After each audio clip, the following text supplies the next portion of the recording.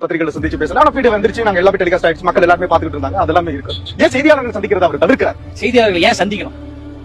இல்ல, நிறைய கேள்விகள் இருக்குல்ல, மக்களோட கேள்விகள். இப்போ இந்த 30 நாள் அந்த கேள்விகளை நீங்க திமுக பத்தி கேட்க மாட்டேன்றீங்க? அவங்க பத்திரிகையாளர் சந்திக்கிறாங்களே, எத்தனை பேர் கேட்டீங்க?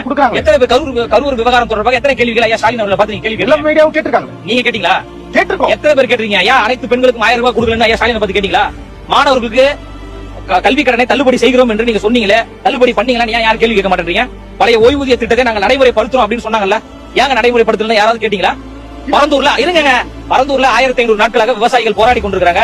ஐயா ஸ்டாலின் அவர்களே, கரூருக்கு இரவோடு இரவாக நீங்க போறீங்க, பரந்தூர்ல அந்த விவசாயிகள் ஏங்க நீங்க பார்க்க மாட்டேன்றீங்கன்னு கேட்டீங்களா? அஜித்குமார் காவல்துறையால் அடித்து படுகொலை செய்யப்பட்ட அஜித்குமாருடைய வீட்டுக்கு ஐயா ஸ்டாலின் அவர்கள் ஏங்க போல அப்படின்னு நீங்க கேள்வி கேட்டீங்களா? ஆட்சியில் இருக்கின்ற ஆட்சியாளர்களை பார்த்து கேள்வி கேட்பதாங்க துணிச்சலே. எந்த பத்திரிகை, எந்த ஊடகம் ஆட்சியாளர்களை பார்த்து கேள்வி கேட்குது? பொன்முடி அவர்கள் கோடி ஊழல் பண்ணிருக்காரு.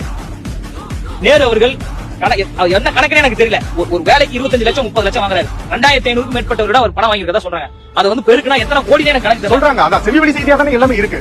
செய்திகளாக தான். இதனால சொல்றேன், ஊடகமாக இல்லை என்று செவிவெளி செய்தியா சொன்னாங்களா இல்ல அமலாக்கத்துறை சொல்லுதா? உங்களுக்கு புரியுதா?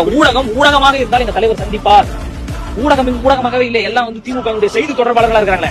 திமுக செய்தி தொடர்பாளராக இருக்கக்கூடியவர்கள் என்னத்தை நீங்க சொல்லணும்னு நினைக்கிறீங்க? அதாவது கேப்டன் விஜயகாந்த் அவர்களை போன்று நீங்க வந்து கேலி சித்திரம் செய்து மீம்ஸ் செய்து அப்படியே தமிழக வெற்றி கழகத்தை வீழ்த்திடலாம், அண்ணன் விஜய் அவர்களை வீழ்த்திடலாம் நீங்க நினைக்கிறீங்க. அதுக்கு முன்னாடி விர்ச்சுவல் வாரியர்ஸ் ஒன்று இருக்கு. அந்த விர்ச்சுவல் வாரியர்ஸே உங்களால் முதல்ல எதிர்கொள்ள முடியாது. அவர்களை தாண்டி தான் முதல்ல தலைவர் பக்கத்திலேயே வரணும். அப்போ எந்த நேரத்தில் பத்திரிகையாளரை சந்திக்க வேண்டுமோ அந்த நேரத்தில் அவர் சந்திப்பார். இப்போ ஐயா ஸ்டாலின் அவர்கள் சந்திக்கிறாரு, ஐயா எடப்பாடி பழனிசாமி அவர்கள் டெய்லி சந்திக்கிறாரு. இப்ப சந்தித்து அவர் பேசுறதுனால தீர்வு கிடைச்சிருச்சா? எல்லா செய்தி நிறுவனமும் அவர் பேசக்கூடிய செய்தியை நீங்க ஒளிபரப்பு பண்ணிட்டீங்களா? எங்க சட்டமன்றத்துல எதிர்கட்சி தலைவர் பேசினா லைவ் கட் ஆயிருது, முதலமைச்சர் பேசினா 10 நிமிஷம் லைவ் மட்டும் வருது. இதை வந்து நீங்க கேள்வி கேளுங்க.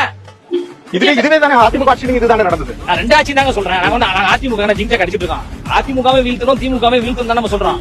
அதிமுக வீழ்த்தப்பட வேண்டும், திமுக வீழ்த்தப்பட வேண்டும், பிஜேபி வீழ்த்தப்பட வேண்டிய கட்சிகள் தான் நம்ம சொல்றோம். இவங்க தான் அதிகாரத்தில் இருந்து மக்களுக்கு விரோதமா செயல்பட்டவர்கள் நம்ம சொல்றோம். எந்த இடத்துல நாங்க அதிமுக முட்டு கொடுத்தோம், இல்ல எந்த இடத்துல நாங்க பிஜேபி முட்டு கொடுத்தோம்? எவனுமே வேணாம், நாங்க வரோம், நல்லாட்சி தரம் தான் நம்ம சொல்றோம். அந்த அடிப்படையில் தலைவர் தெளிவாக இருக்கிறாரு. எந்த நேரத்தில் எந்த இடத்தில் பத்திரிகையாளரை சந்திக்க வேண்டுமோ அந்த நேரத்தில் சந்திப்பாரு. உங்களுடைய விருப்பத்திற்காக அவர் சந்திக்க மாட்டாரு. அவர் வந்து பேச வேண்டிய இடத்துல பேசுவாரு.